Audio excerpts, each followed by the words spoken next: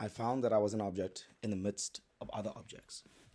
Frantz Fanon, Black Skin, White Masks. In South Africa, the above mentioned objectification continues under a new name, voluntourism and poverty pornography.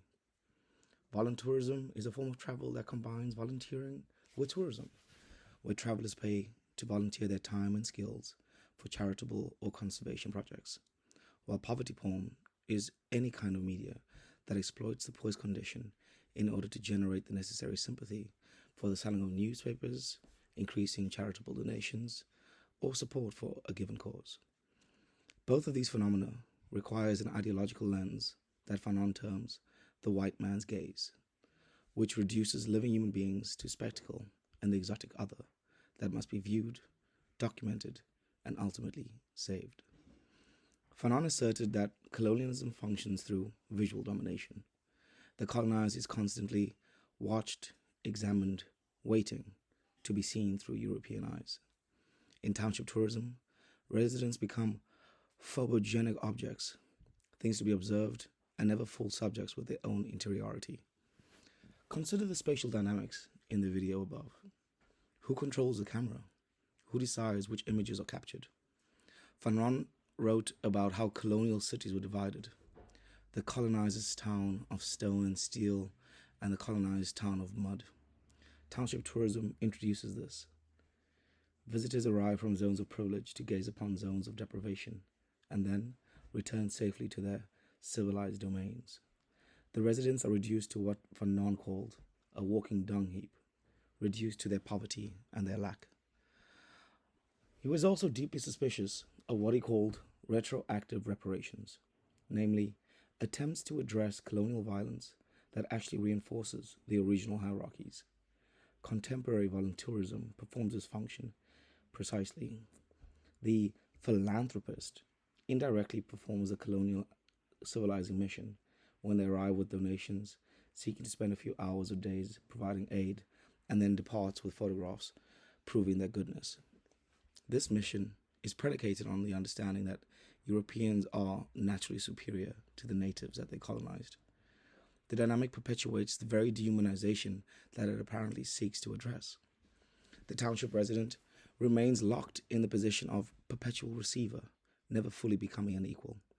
As Fanon wrote, the racist creates his inferior. The philanthropist requires the impoverished other to maintain their sense of superiority and purpose. To get an understanding of this, one need ask, what changes materially after the philanthropist leaves? The structural conditions, as in unemployment, inadequate infrastructure, systematic inequality, remains largely untouched. Fanon argued that true liberation requires the transformation of structures, not efforts that do little to change anything in the lives of those living under oppression. In The Wretched of the Earth, Fanon described colonialism's geography. The colonial world is a world divided into compartments, inhabited by different species.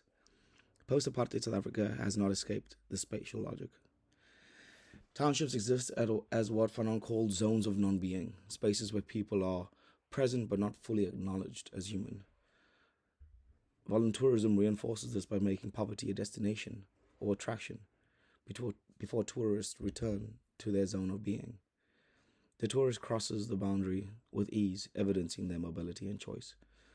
Residents remain trapped in the famished sector, hungry for bread, meat, shoes, coal, and light. The tour attracts images, stories, and feelings of benevolence, but does little to make meaningful change. Fanon wrote about the colonized person's desperate need for recognition. I am asking to be considered. In township tourism, this need is commodified. Residents perform poverty, showcasing both gratitude and resilience for the tourist gaze, hoping for economic benefit. But this is not the reciprocal recognition that Fanon envisioned for human liberation. Its recognition is contingent on performing exactly the role the tourist expects, that of grateful recipient and dignified survivor. Fanon understood that true decolonization requires what he called authentic communication. These are encounters between equals when neither party is reduced to stereotype or object.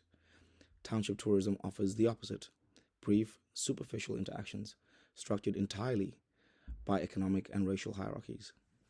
The tourist leaves feeling enlightened, having experienced township life. But have they truly seen the residents as full human beings? Or have they simply consumed poverty as entertainment, reinforcing their position in the global hierarchy? Fanon insisted that liberation must come from the colonized themselves, not from the benevolent outsiders. He wrote, "The colonized subject discovers reality and transforms it through his praxis, his deployment of violence, and his agenda for liberation. True solidarity looks starkly different from voluntarism. It involves long-term commitment, following rather than leading, and supporting structural change rather than the superficial efforts that do little in this regard. It requires the reciprocal relativism of different cultures, genuine respect for difference, without the need to observe, judge, or save." The challenge Fanon posed persists. Are we willing to dismantle the systems that create poverty, or is the comfort of charity preferable because it allows the illusion of benevolence while leaving unequal hierarchies intact? Fanon wrote, "Each generation must discover its mission, fulfill it or destroy it. The mission is not to tour poverty, but to work toward its elimination, not to gaze upon the wretched of the earth, but to recognize them as fully human subjects of their own liberation.